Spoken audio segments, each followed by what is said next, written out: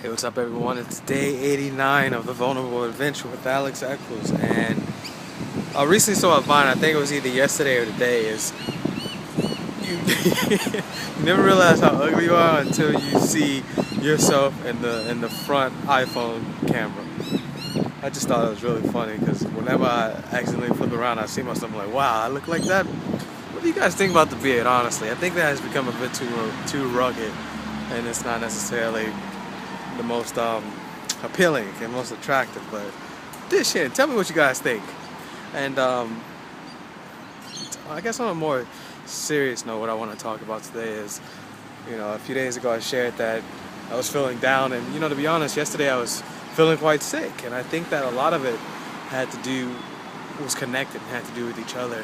And I felt like shit mentally again today, and it's just amazing what our belief systems and our language, the language in which we speak to ourselves, how much power it really has. And the reason I say that is because when I think about the language and the system that I was working from the last few days, it was putting myself in the woe is me / victim mentality, where so many people around me, I wish they would just hear me crying out when I wasn't crying out at all. I was keeping everything inside. And it just goes to show how amazing human thought is and what we can do with our thoughts. Because clearly it doesn't seem like I'm in a shitty mood right now, right? And there's so many things connected to why I've been feeling, I guess, down a few days ago. As many people know, I'm in Australia. I'm very, very far away from family and friends.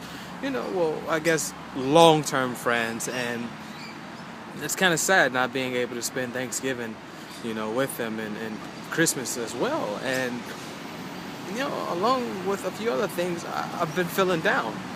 And I accept that, which is a big thing. But, it just goes to show that once I start becoming aware of why I'm feeling down, the triggers that are putting me in this specific position, that I need to kind of rekindle my thoughts and allow myself to then move out of it. It's very similar to my meditation practice, where you observe the thought that is the current thought, the present thought in your mind. You observe it, you accept it, and then you let go of it. You move past it, and that's what these last 3 days have been for me. And just a small, I guess, quick story that I've heard is there was a study where they took 2 water droplets and they looked at they looked at both of them under the microscope, and for one of them it was praised, it was told, it was loved, it was said how much it was loved, it was said how incredible it was, and it was meditated upon, and so much positive sort of energy was around it and spread around it. And of course with the other one, it was the opposite. It was the complete opposite. It was said that I hate you, you water, and I hate this and I hate that, and so much negative force and energy was dispelled upon this water droplet. And it's quite interesting because when they looked at the water droplets underneath the microscope, they realized that the one that was negative, that received all the negative sort of connotation and and non-love, was completely destroyed. Like, the water droplets split up into many different forms, and it was not connected and conducive whatsoever. But then, which is much more fascinating, is the one that was meditated upon and was loved and was admired and supported, it turned into a beautiful crystal. And I thought that was absolutely amazing, because it's the same thing that happens to us. We're 90% of who we are as human beings is water. So that scientifically goes to show that the power of thought is definitely there. Because if 90% of us is water, and we have the scientific proof, which I will share below, and I'm up for some conversation based on who thinks it's fake and who doesn't, but that's besides the fact. if we are made up of 90% water, and it shows that the thoughts, the positive thoughts that you feed yourself, that you can become crystallized, that you can become great, that you can become exactly who you choose and want to be in life, and who you choose to be, then regardless of if it's fake or true material, why would you not want to start talking to yourself in a much more positive way and change your belief system and change your language to something that's a lot more positive? And just to take it a bit further, I've been really diving deep when it comes to my spirituality, and I think many people who know me close that I've been doing it for such a long time now. And when it comes to energy, when we deconstruct who we are into very, very, very tiny atoms, when we break down our muscle tissue and our tissue and our heart and our organs and everything, our brain, every single thing down to its most basic form of matter, we become atoms.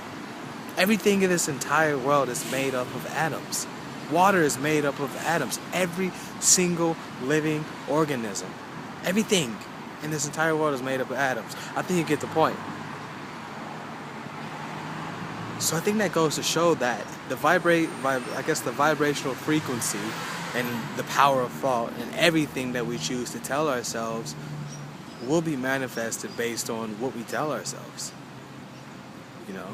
So I think so much comes down to the belief system. So much comes down to the language in which we speak to ourselves in. And like I said, I'm not in a shitty mood anymore. And I wish I could say that it was only me that brought myself out of this, but some other people had to help me, and that's what it comes down to sometimes. Us being vulnerable enough, us being open enough, transparent enough to know that I can't solve everything in my life alone. And I know there are many, many people, many of you out there that really don't have many other people to help you.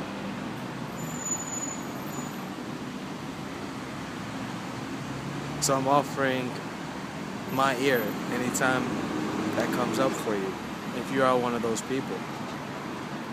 Because I know just how much I've been helped and how much I've been supported.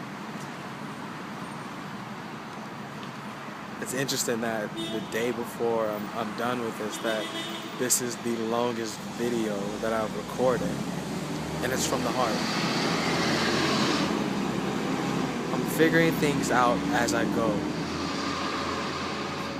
But one thing that I really, really realize for myself is that the more and more and more that we become aware of what pisses us off, what makes us happy, the more and more we become aware of those triggers, the more that we can choose not to pull them or choose to react in a different way. If you don't wake up in the morning and say, I love you to the person you see in the mirror, or if you don't wake up in the morning to gratitude, I urge you to start doing it. Just do it for 1 week.